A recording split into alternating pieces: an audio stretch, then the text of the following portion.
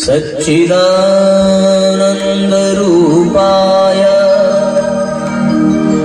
विश्वोत्पत्त्यादिहेतवे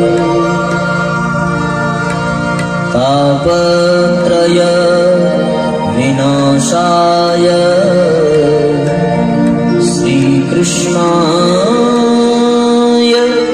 वयं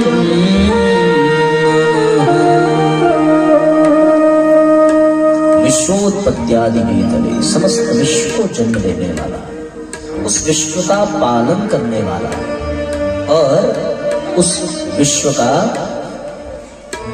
समय पूर्ण हो जाने पर विनाश कर देने वाला, ऐसी भगवान की सामर्थ्य है। स्वरूप तो समझ लिया सच्चिदानंद, पर सामर्थ्य ये है कि वो सब कुछ कर सकता है। सब कुछ भी ऐसा नहीं है जो वो ना कर सके। न ऐसा कोई कार्य है, न ऐसा कोई कर्म है जो भगवान ना कर सके। क्यों? क्योंकि समूचे विश्व को, समूचे ब्रह्मांड को बनाने वाला है। उस परम ब्रह्म परमात्मा के इच्छा शक्ति के कारण, संकल्प शक्ति के कारण ये सृष्टि है। उस संकल्प शक्ति ने, उस इच्छा शक्ति ने, अच्छा ये बताओ, आप और आपकी इच्छा दोनों अलग अलग है? अलग अलग है या एक ही है? थोड़ा सा अपने दिमाग की कसरत कराओ। क्वेश्चन ये है, आप और आपकी इच्छा अलग है या एक है? अगर ध्यान से देखा जाए तो हम वही हैं जो हमारी इच्छा है। ठीक, हमारी इच्छा है चोरी करने की, हम चोर बन गए। हमारी इच्छा है कथा कहने की, हम वक्ता बन गए। हमारी इच्छा है पढ़ाने की, हम टीचर बन गए। व्यक्ति वही होता है जो उसकी इच्छा होती है। आप लोगों की इच्छा हुई संगीत करने की, आप संगीतज्ञ बन गए। जिनकी इच्छा हुई बहू बनने की, वो बहू बन गई। जिनकी इच्छा हुई सास बनने की, उसने अपने बेटे की शादी करा दी, बन गई सास। पहले इच्छा का जन्म होता है, और गुरुजी ने तो कहा कि जो जैसा सोचता है वैसा करता है, वैसा ही बन जाता है। यहां किसी की इच्छा हुई होगी कथा कराने की, इच्छा हुई, काम हो गया, कथा चल रही है। व्यक्ति के इच्छा में और व्यक्ति में कोई अंतर नहीं होता। हाँ, दोनों का एक होना, उसमें थोड़ा समय लगता है। इच्छा जब संकल्प में बदल जाती है, तब वो व्यक्ति के व्यक्तित्व में घुल जाती है। अब केवल ऐसे ही नहीं है, इच्छा किया, मन में आया, मुंगेरी लाल के सपने की तरह कल्पना सजाई और फिर खत्म। अभी मन में आया कि मैं टीचर बन जाऊं, उसके बाद किसी क्रिकेटर को देख लिया तो मन में आया क्रिकेटर बन जाऊं। फिर किसी डांसर को देखा, अरे यार ऐसा मैं भी डांस कर लेता तो मजा आ जाता, मैं डांसर बन जाऊं। किसी म्यूजिशियन को देखा, ओ माय गॉड क्या गाया है आपने, मुझे भी सिखाइए ना। मेरी भी इच्छा हो रही है कि मैं भी सीखूं। अब हो गया, ना वो क्रिकेटर बन पाया, ना वो डांसर बन पाया, ना वो म्यूजिशियन बन पाया, क्योंकि फिर उसकी इच्छा बदलती है। बदलने वाली इच्छा का कोई महत्व नहीं है, लेकिन उस इच्छा में जब आपकी भावनाएं जुड़ जाएं, आपकी शक्ति जुड़ जाए, आपकी बुद्धि जुड़ जाए, आपके शरीर की ताकत जुड़ जाए, उस इच्छा में आपका मन जुड़ जाए, पूर्ण मनोयोग के साथ, पूर्ण बुद्धि योग के साथ, पूर्ण शरीर के बल के साथ अपनी समस्त ऊर्जा, समस्त शक्तियों को जब आप उस इच्छा में जोड़ दीजिए तो वही इच्छा संकल्प शक्ति कहलाती है। और संकल्प शक्ति ऐसी जिसमें कोई विकल्प ना हो, तो फिर उस संकल्प के कारण व्यक्ति का व्यक्तित्व बन जाता है। वैसा ही उसी प्रकार परम ब्रह्म परम पिता परमात्मा के मन में इच्छा हुई और वह इच्छा संकल्प में बदली। संकल्प एक प्रकार की शक्ति है, ये दिखती नहीं है, पर इससे बड़ी शक्ति और दुनिया में कोई नहीं है। संकल्प शक्ति बड़ी बलवान है, इससे बड़ी दुनिया में कोई ताकत नहीं है। भगवान की भी ताकत संकल्प शक्ति के आगे झुक जाती है। ध्यान देना मैं क्या कह रहा हूं। मैं ये कह रहा हूं कि भगवान को भी यदि झुकाने की ताकत किसी में है तो वो संकल्प शक्ति में है। ये जान लेना, संकल्प शक्ति में है। भगीरथ की संकल्प शक्ति ने भगवान को विवश कर दिया कि गंगा धरती पर आ जाए। संकल्प शक्ति। मनु और शत्रुपा की संकल्प शक्ति ने विवश कर दिया कि भगवान मुझे आप जैसा पुत्र चाहिए, वरना तो राम और कृष्ण को दुनिया में आने की क्या जरूरत थी भाई। पर संकल्प शक्ति ने उनको बुला लिया। और दुनिया में ये तो बहुत बड़े बड़े लोग हुए ना। अभी आप बिहार चले जाओ, उसमें तो एक मूवी भी बनी है दशरथ माझी के ऊपर। संकल्प शक्ति, पहाड़ काट करके उसने रास्ता बना दिया। 25 फुट ऊंची पहाड़ी को 135 फुट चौड़ा लंबा काट करके रास्ता बना दिया। संकल्प शक्ति के आगे सरकार भी झुकती है, और यहां वाली सरकार नहीं, वो ऊपर वाले सरकार भी झुक जाते हैं। संकल्प शक्ति में इतनी ताकत होती है। जो ठान ले कि मुझे ये करना है, उसको करने से कोई रोक नहीं सकता। संकल्प शक्ति। जैसे अभी हमारे कमलेश बाबू जी बता रहे थे, लोग कहते हैं साहब नशा छूटता नहीं है। अरे काहे नहीं छूटता? इसलिए क्योंकि आपकी इच्छा तो हो गई, चलो छोड़ देंगे, पर वो उस इच्छा ने अभी संकल्प का रूप धारण नहीं किया। जिस दिन वो इच्छा संकल्प बन जाए, मैंने तो अपने जीवन में भैया ऐसे आदमी को देखा है कि वो 13 प्रकार के नशा करता था, 13 प्रकार का। अब सोचो क्या क्या होगा उसमें, कुछ बचा होगा क्या? 13 में तो मेरा सब आ जाता है क्या? बस लगता है सांप का जहर नहीं आता, बाकी सब आ जाता होगा। अफीम, चरस, गांजा, भांग, धतूरा, क्या क्या है सब। 13 प्रकार का नशा करने वाला व्यक्ति मैंने साक्षात देखा है। आप कभी बनारस आओ तो मैं मुलाकात करा दूंगा। और आज स्थिति ये है कि वो अपने मुंह में इलायची तक नहीं डालते। और हुआ क्या उनके साथ? उनकी बहन गुरुजी से जुड़ी है, तो मतलब ये वो इतने बड़े नशेड़ी कि भांग के नशे में उनकी शादी हो गई, उन्हें पता ही नहीं चला। कैसा नशा रहा होगा। और उसके बाद शांति कुंज जबरदस्ती उसको उठा के ले जाया गया। वहां तो नशा मिलता नहीं है। अब ये पगलाए गुरुजी उस समय थे, गुरुजी से भेंट हुई। उसके बाद घर आए, फिर से तलब बढ़ी। वो खुद ही बताते हैं कि एक दिन मैं 2 बजे सोया था और 2 बजे मेरे साथ ऐसा हुआ कि मुझे ऐसा लगा कि गुरुदेव मेरे सामने हैं। और उन्होंने ये अनुभव किया कि गुरुजी ने उनको इतना मारा है 2 बजे रात में, इतना मारा है कि मतलब मारते हुए किसी ने नहीं देखा, पर इनको चीखते, चिल्लाते और तड़पते पूरे घर वालों ने देखा। घर वाले परेशान हो गए, कोई भूत प्रेत है क्या है? और ये चिल्ला चिल्ला के कह रहे हैं गुरुजी नहीं खाऊंगा, छोड़ दूंगा। वो बताते बताते उनकी आंखें भर आती हैं कि गुरुजी ने इतना मारा है, और उस रात के बाद फिर इलायची तक मुंह में नहीं गई। ऐसा सोचो। तो ये जो इच्छा शक्ति है, ये जब संकल्प शक्ति बन जाती है, तो इस संकल्प के आगे व्यक्ति समुद्र भी लांघ जाता है, कोई फर्क नहीं पड़ता। ये इसलिए बता रहा हूं कि परमात्मा और परमात्मा की संकल्प शक्ति ये दोनों अलग नहीं है। ठीक है, मैं वो बात कह रहा हूं जो अब तक भागवत में हमने कहीं नहीं कही, पर अब स्मरण आया भगवान की प्रेरणा कि भगवान और भगवान की संकल्प शक्ति, परब्रह्म और परब्रह्म की संकल्प शक्ति, ये दोनों एक ही हैं, पर दोनों का स्वरूप अलग है। शक्ति स्त्री सूचक शब्द है, इसलिए वो परमात्मा की आह्लादनी शक्ति है। तो यदि परब्रह्म कृष्ण है तो उनकी संकल्प शक्ति राधा है। ठीक है, यदि परब्रह्म परमात्मा निराकार है तो उनकी संकल्प शक्ति गायत्री है। वो संकल्प शक्ति, उस संकल्प शक्ति के 3 भाग हुए। 3 भाग संकल्प शक्ति, भगवान के नहीं, ध्यान देना। भगवान ने अपनी शक्ति को 3 भागों में बांट दिया, अपनी शक्ति को। ठीक, जैसे हम अपनी शक्ति को भागों में बांट देते हैं। पूछो कैसे? आदमी एक ही है, पर वो किसी के लिए पिता है, किसी के लिए पुत्र है, किसी के लिए चाचा है। अपनी शक्ति को वो बांट देता है। पत्नी के लिए वो पति है, ठीक, पुत्र के लिए वो पिता है, पिता के लिए पुत्र। आदमी एक ही है, आदमी में कोई अंतर नहीं है। समझ में आ रही है ना बात? आदमी तो एक ही है, पर किसी के लिए वो कुछ है, किसी के लिए कुछ है, क्योंकि उसने अपनी शक्ति को अलग अलग बांट दिया। उसी प्रकार भगवान ने अपनी संकल्प शक्ति को 3 भागों में बांटा। इसका तात्पर्य ये कि संकल्प शक्ति भगवान की कौन? बोले गायत्री। या तुम यदि भगवान को कृष्ण समझो तो वो राधा, तुम यदि भगवान को शिव समझो तो वो पार्वती, तुम भगवान को यदि राम समझो तो वो सीता।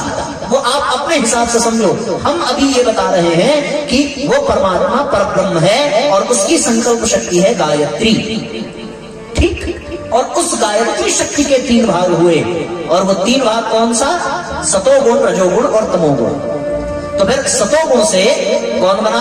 सतोगुण से बने विष्णु, रजोगुण से बने ब्रह्मा और तमोगुण से बने भगवान शिव। अब ये कोई है नहीं, इसको समझो। भगवान शिव जैसी कोई चीज नहीं है, ब्रह्मा जैसी कोई चीज नहीं है, विष्णु जैसी कोई चीज नहीं, सब उसी शक्ति के अलग अलग धाराएं हैं। अब इन्हीं शक्तियों को यदि स्त्री के दृष्टि से देखो तो सतोगुण, रजोगुण, तमोगुण। सतोगुण से कौन आएगा? रजोगुण से कौन? तमोगुण से कौन? तो यही है लक्ष्मी, काली और सरस्वती। इन्हीं 3 शक्तियों को 3 काम में लगाया गया। पहला काम सृष्टि का निर्माण करने के लिए किसको लगाया गया? ब्रह्मा जी को, रजोगुण। रजोगुण से ही सृष्टि का निर्माण हुआ। और उसके बाद उस सृष्टि को चलाने के लिए सतोगुण यानी विष्णु उसके पालक होंगे। उसके बाद फिर उस सृष्टि का जो उसमें बेकार हो गया, खराब हो गया, मैला कुचैला हो गया, अब उसकी आवश्यकता नहीं, उसको मिटाने का काम तमोगुण का यानी शिव जी का। इसी को आप फिर से चेंज कर लो। दुनिया को बनाने वाली सरस्वती, चलाने वाली लक्ष्मी, मिटाने वाली काली, बनाने वाले ब्रह्मा, चलाने वाले विष्णु और मिटाने वाले शिव। पर ये तीनों किसकी धारा है? उसी गायत्री की, उसी शक्ति की। वो गायत्री किसकी है? ब्रह्म की। संकल्प शक्ति और व्यक्ति में अलग नहीं, अंतर कोई नहीं है, तो वही भगवान है। कई लोग पूछते हैं, अभी पिछली कथा में झावर में पूछा था किसी ने, वो आकर के हमारे पास आए, व्यास जी एक प्रश्न पूछूं? बोले पूछो। बोले राधा जी से इतना प्रेम था तो भगवान से विवाह क्यों नहीं हुआ? अब देखो, विवाह के लिए तो 2 चाहिए ना, एक लड़का चाहिए, एक लड़की चाहिए, 2 हो तब तो विवाह हो। जब एक ही है तो विवाह कैसे होगा? एक कृष्ण और उनकी संकल्प शक्ति कौन है? राधा है। तो जब वो दोनों एक ही हैं तो विवाह कहां से होगा?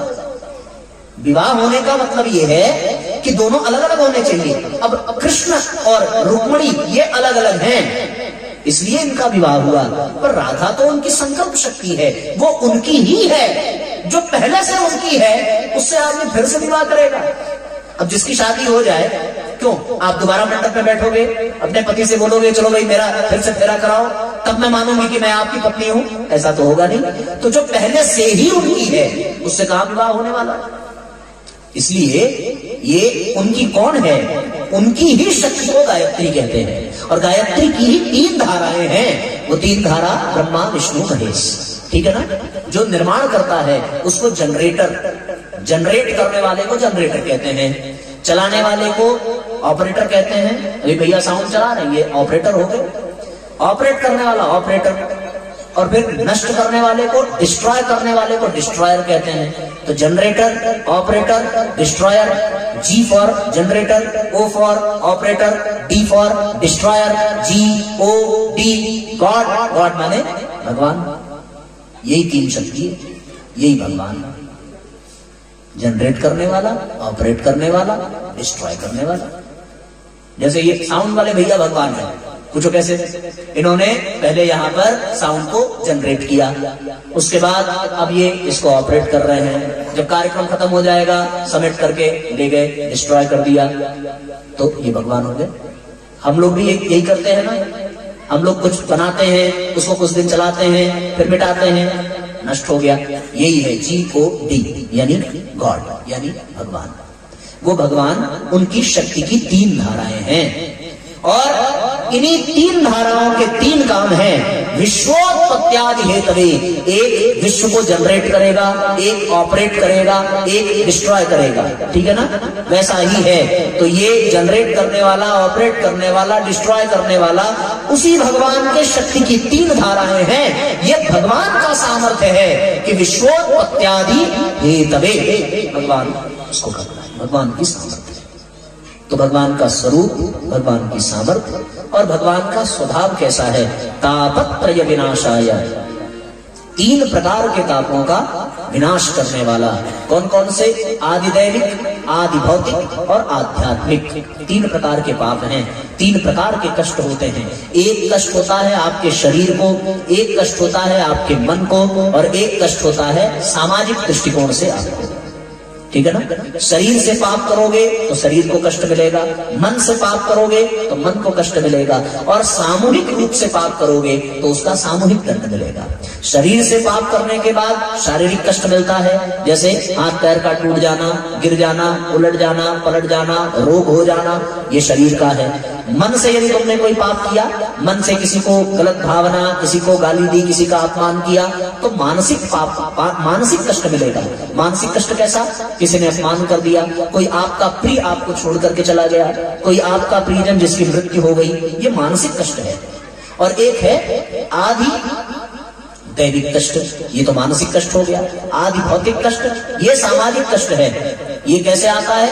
महामारी के रूप में, भूस्खलन के रूप में, जैसे अभी जोशीमठ में आया, वहां की धरती खिसक रही है, महामारी कोरोना आई, ये सब सामाजिक पाप के कारण है।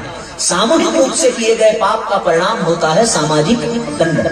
महामारी के रूप में, भूखमरी के रूप में, अतिवृष्टि अनावृष्टि के रूप में, ये सब आते हैं। और इनके कारण तो ये तीन प्रकार के पाप को भगवान विनाश कर देता है। और इसके लिए आपको भगवान के मंदिर में जाकर के प्रार्थना करने की जरूरत नहीं है। भगवान कहते हैं कि ये उनका स्वभाव है। वेद व्यास जी ने कहा ये उनका स्वभाव है। तापत्रय विनाशाय, तीनों प्रकार के ताप का नाश करने वाला, विनाश करने वाला। बच्चा यदि अपने बाप के पास हो और बाप कुछ खाने जा रहा हो और बगल में बच्चा अचानक आ जाए, तो बच्चे को अपने पिता से मांगना नहीं पड़ेगा। बिना मांगे वो पहले अपने बेटे को देगा, उसके बाद फिर खाएगा। तो ये बाप का स्वभाव बन गया कि पहले बच्चे को देना है फिर खाना है। उसी प्रकार भगवान के पास जाकर के उनसे ये मांगना नहीं है कि मेरे पाप ताप संताप मिटाइए। आप जैसे ही भगवान के पास गए, उनका स्वभाव ही है कि वो आपके पाप को, ताप को, संताप को मिटा दें। ऐसे भगवान सन्मुख होई जीव मोहि जग ही, सन्मुख होई जीव मोहि जग ही, जन्म कोटि अघनाश ही, जन्म कोटि अघनाश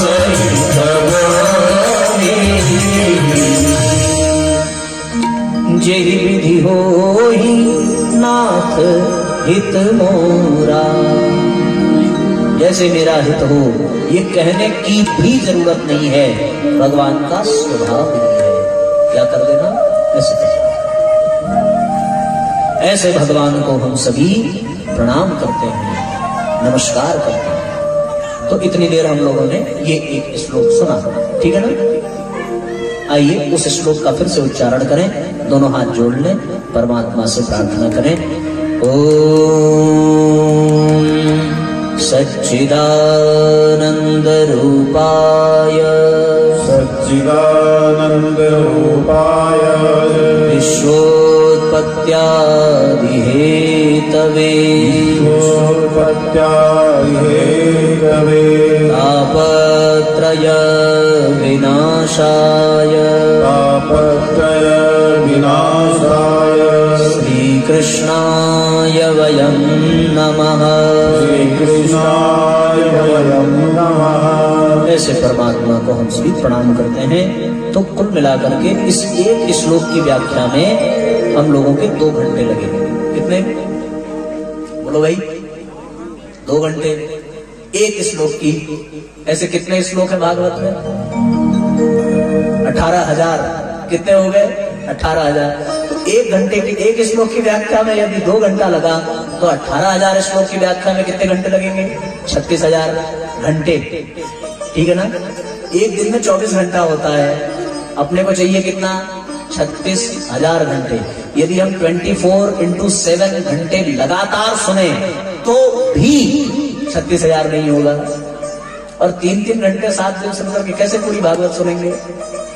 तो इसलिए जितना मिल जाए उतना प्रसाद समझ करके रख लो और प्रयास करो कि हर साल भागवत सुनो और धीरे धीरे धीरे धीरे आप सारे श्लोकों की व्याख्या सुन लेंगे।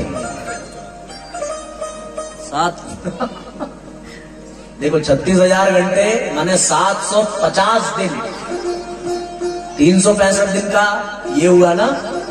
इसका मतलब क्या हो गया कि 2 साल और फिर बचे कुछ दिन, तब जाकर के 18,000 श्लोक की व्याख्या। और ये तो मेरे नाते, कई संत तो ऐसे हैं कि एक श्लोक पर 7-7 दिन बोल जाते हैं। मैंने सुना तो नहीं है, पर संतों के ही मुंह से सुना है। पूज्य डोंगरी महाराज जी ने एक बार राम शब्द पर 9 दिन प्रवचन दिया था, केवल एक शब्द राम। रामायण में भगवान के लिए एक शब्द आता है खरदूषण का वध करने वाले। तो खर को मारने के कारण उनको खरारी कहा गया, खरारी। और खरारी शब्द की व्याख्या उन्होंने 9 दिन की थी। सोचो क्या ज्ञान रहा होगा और कितना अध्ययन रहा होगा कि एक शब्द पर कोई व्यक्ति 9 दिन तक अगर बोलता है तो वो कितना बड़ा ज्ञान। केवल खरारी शब्द पर बोला था। खरारी माने खर के अरि, खर के शत्रु, खर का वध करने वाले। और खरारी शब्द पर साहब 9 दिन। तो यदि कोई ऐसा संत आ जाए तो जीवन कम पड़ जाएगा और भागवत की व्याख्या नहीं हो पाएगी। ये तो मैं समेटते 2 घंटे में कर पाया है। अभी भी सहजता नहीं लग रही थी, ये लग रहा था कि अब बड़ा लंबा हो रहा है, इसको समेटो थोड़ा। तो अगर पूज्य डोंगरी जी महाराज से कथा यदि सुनने को मिले, अब इस जन्म में तो नहीं मिलेगा क्योंकि उन्होंने तो शरीर छोड़ दिया, पर एक शब्द पे 9 दिन बोलने की स्थिति जिनकी हो, ऐसे विद्वान, ऐसे प्रकांड और ऐसे तपस्वी, ऐसे स्वाध्यायी से यदि आप सुनो तो फिर जीवन तो बीत जाएगा।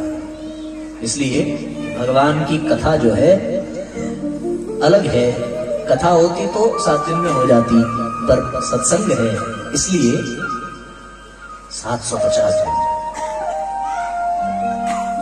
अब मुझे समझ में आ रहा है कि सूत और शौनकादि ऋषियों ने सहस्त्रवर्षीय अनुष्ठान क्यों रखा।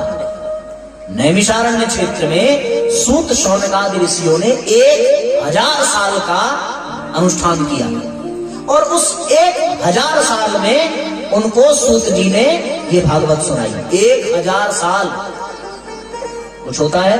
आप बोलोगे साहब इतने दिन जिंदा कैसे थे? वो इतने दिन जिंदा इसलिए थे कि जो मृत्यु के देवता थे उनको ऋषियों ने दूसरे काम में लगा दिया था, है ना। यज्ञ में पशु बलि होती है ना, पशु बलि। तो मृत्यु के देवता को जानबूझ करके ऋषियों ने यज्ञ के होने वाले पशु बलि के काम में लगाया था। डेली यज्ञ होता था और डेली इस काम में मृत्यु के देवता को लगाया। बोला ये फंसे रहेंगे तो कोई नहीं मरेगा। और ब्रह्मा जी ने ये आश्वासन दिया कि जाओ 1000 साल तक तुम सब जीवित रहोगे और आराम से ये कर पाओगे।